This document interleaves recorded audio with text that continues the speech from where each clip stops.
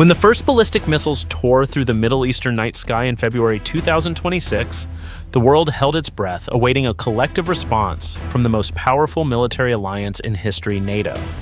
For decades, we have assumed that NATO was the core backbone of American global power. However, as the Iran crisis escalated into a hot war requiring immediate action and existential risk-taking, reality exposed a startling paradox. The European powers, once considered blood brothers, suddenly hesitated, closing their airspace and distancing themselves with cautious diplomatic rhetoric. In that moment of truth, the only ally standing shoulder to shoulder with Washington was not a vast military bloc, but Israel, a nation of only 10 million people. This is not merely a military campaign. It is the moment of truth exposing the collapse of an old order. Iran 2026 has proven that in the 21st century, the value of an ally is no longer found in the number of signatures on a treaty, but in who picks up the phone and is ready to fight alongside you the moment the smoke begins to rise. When a common enemy becomes the catalyst for a natural survival reflex, the unique bond between Washington and Tel Aviv in the 2026 campaign was not a momentary political arrangement, but the inevitable result of a survival reflex forged over nearly half a century. It all began with the 1979 turning point, when the Islamic Revolution toppled the Shah's regime and transformed Iran from a close American ally into an arch nemesis.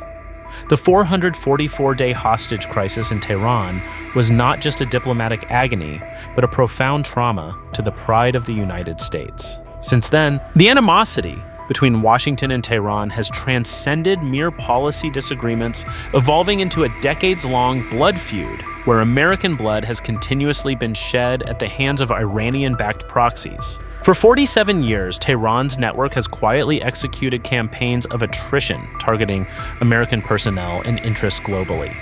This ranges from the 1983 Beirut barracks bombing that killed 241 Marines to the sophisticated Iranian-designed improvised explosive devices that tore through American armored vehicles in Iraq and Afghanistan.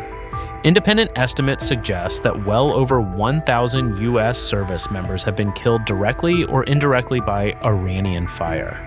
For Washington, Iran is not just a geopolitical rival in the Middle East, it is the most dangerous entity, one that openly chants death to America and relentlessly seeks to expel Western influence from the region through systematic violence and subversion.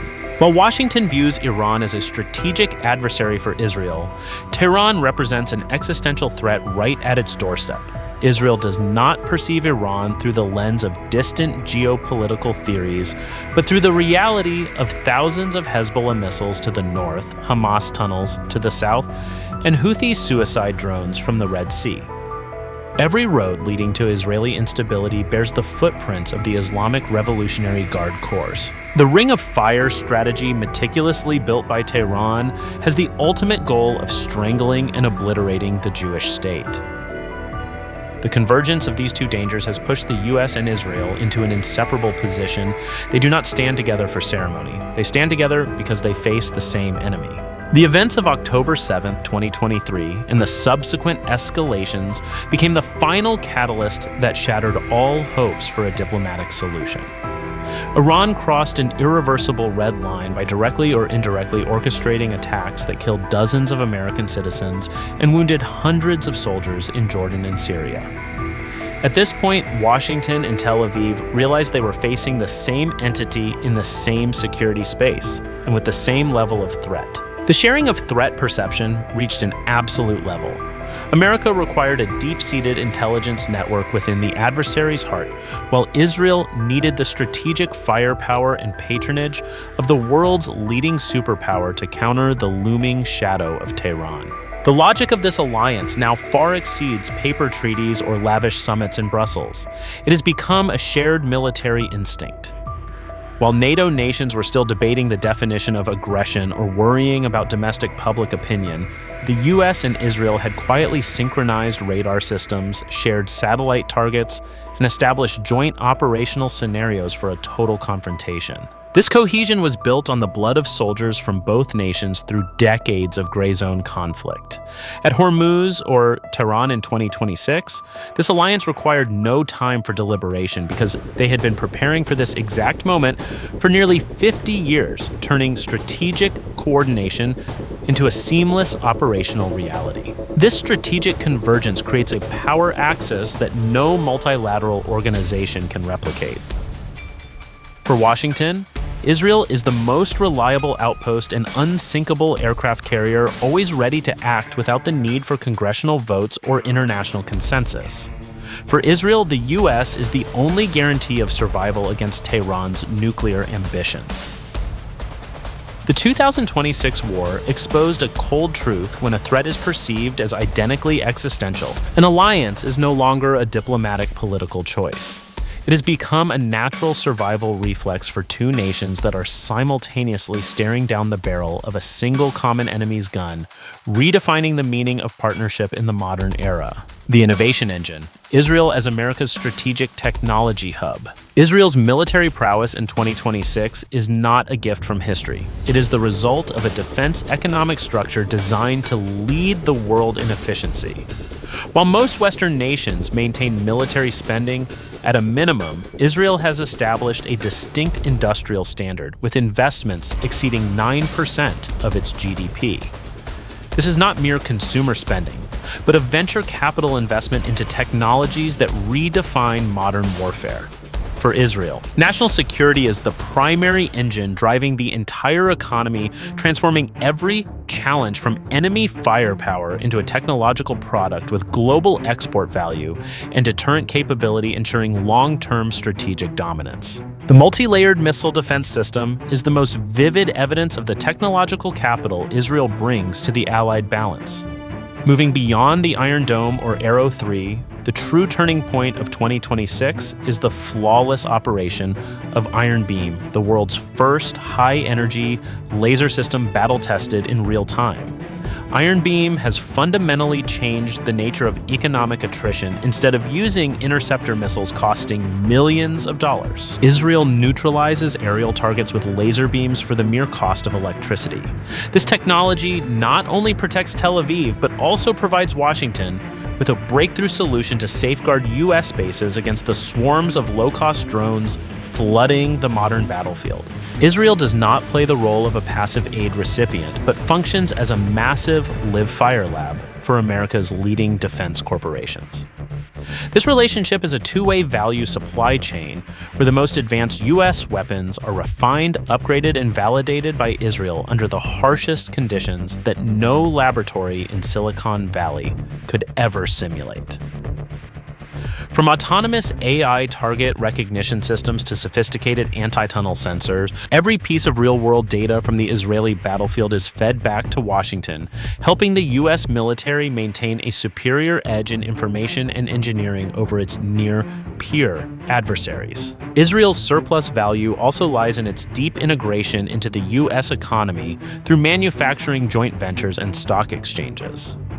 With over 255,000 American jobs directly and indirectly supported by this relationship, Israel has become an inseparable link in the U.S. defense industrial chain. The fact that Israel ranks third in the number of companies listed on the NASDAQ proves they are an innovation powerhouse, providing cybersecurity and AI solutions that major U.S. multinational corporations depend on.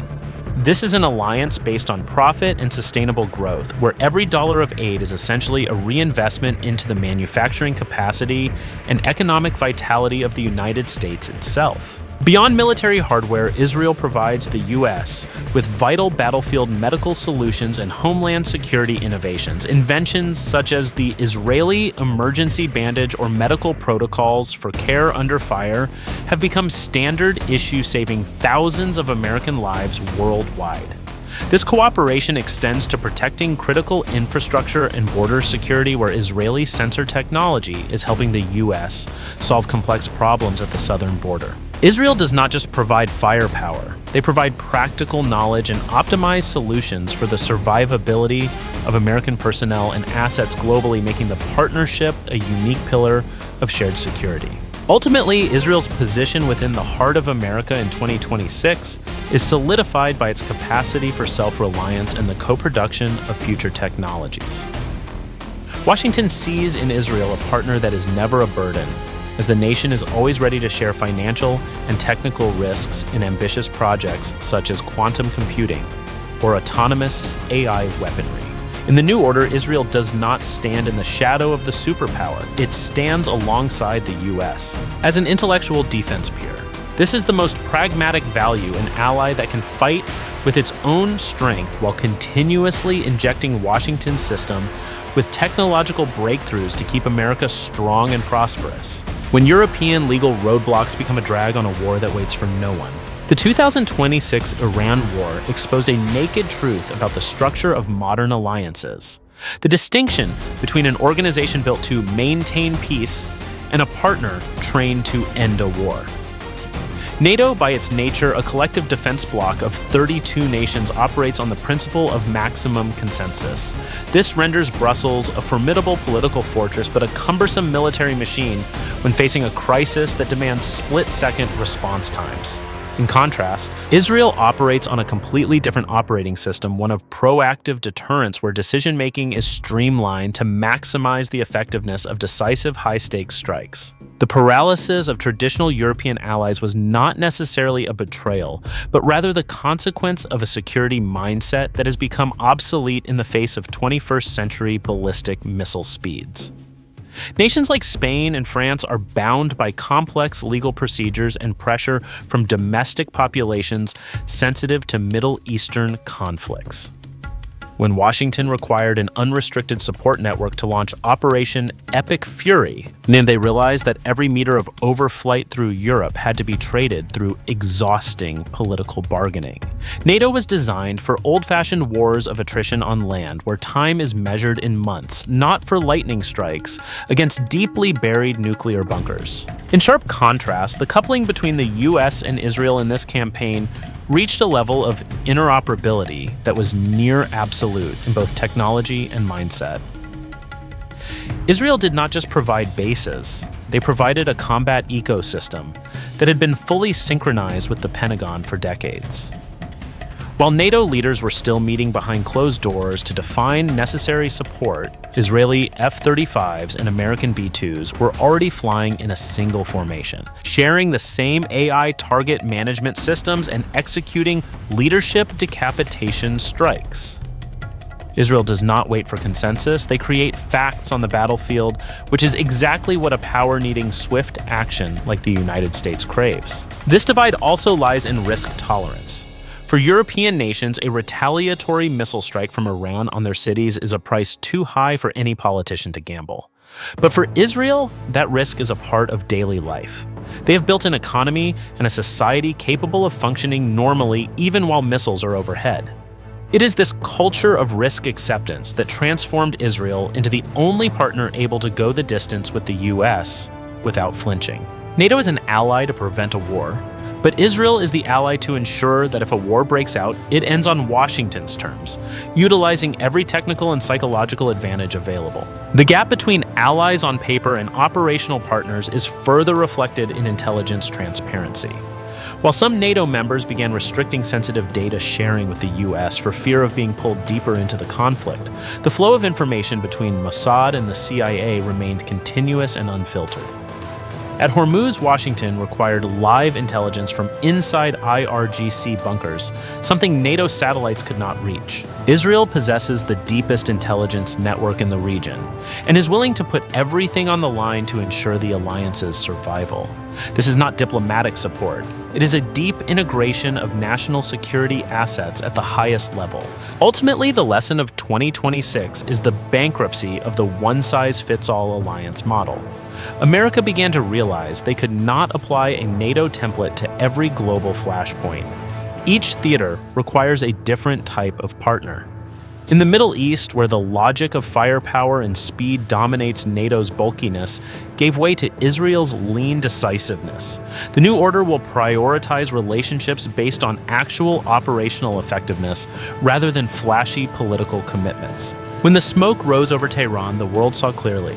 A true alliance is not found in signatures within a boardroom, but in the perfect synergy between muzzles on the battlefield. The new architecture of power. The world in 2026 is witnessing a major surgery in the United States' foreign policy mindset, where massive, rigid alliances are gradually being replaced by a network of flexible and pragmatic partners. The Iran crisis was not merely a military incident, it was a death knell for the era of cumbersome multilateral treaties. Washington has realized that maintaining alliances with dozens of members provides significant symbolic deterrence, but becomes a terrible drag when rapid response action is required. The new order will no longer favor nations that only sign peace treaties, but will instead prioritize those with the capability to synchronize their firepower and their strategic will instantaneously when a crisis strikes. This shift marks a turning point from formal alliances to mission-driven coalitions. And Washington's new strategic MAP partners are no longer evaluated based on generalized post-World War II commitments, but on threat perception, the empathy toward a shared common enemy. The U.S. no longer possesses enough resources to act as the global policeman for every region. Thus, it is establishing specialized security modules. Japan, South Korea, and Australia will serve as pillars in the Pacific, while Israel solidifies its status as an indispensable pivot in the Middle East. This is how America optimizes its global power. They only link deeply with those who have the inherent capacity to fight their own battles. The strength of this reliable alliance model lies in interoperability, the absolute compatibility from technological hardware to operational doctrine.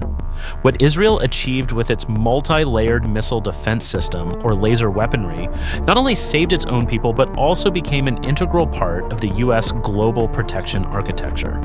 This cooperation does not require complex voting in international councils that are prone to paralysis by overlapping political interests. It operates on technical protocols and trust between high-level intelligence agencies. This is the digital alliance, where the speed of data and execution is far more critical than outdated treaty papers from the previous century. The essence of an ally in Washington's eyes today is an investment that must yield a strategic return. The days of America generously providing a free nuclear umbrella in exchange for mere diplomatic support have ended. Under the mindset of pragmatic leaders, profit is not necessarily cash, but the ability to share the intelligence burden, defense production capacity, and a willingness to shoulder political risk. Israel has redefined this standard, forcing other traditional allies to reconsider. If they cannot be operational partners in the most critical hours, their position on Washington's priority list will soon be downgraded. No longer will formality be accepted as a substitute for real-world military and strategic contribution. Looking globally, we are seeing the rise of smaller groups like AUKUS or the Abraham Accords, where nations with shared core interests move closer to solve specific problems. These blocs function as geopolitical rapid response teams, capable of making decisions in hours rather than months. This flexibility is the strongest weapon against adversaries like Russia or Iran, who possess centralized and lightning-fast decision-making capabilities. America is building a new operating system for its alliances, where each partner is a component that can be plugged and played immediately depending on the shifting situation of the conflict, ensuring that bureaucratic delays never compromise a lethal military response. The battle at Hormuz in 2026 birthed a new geopolitical reality.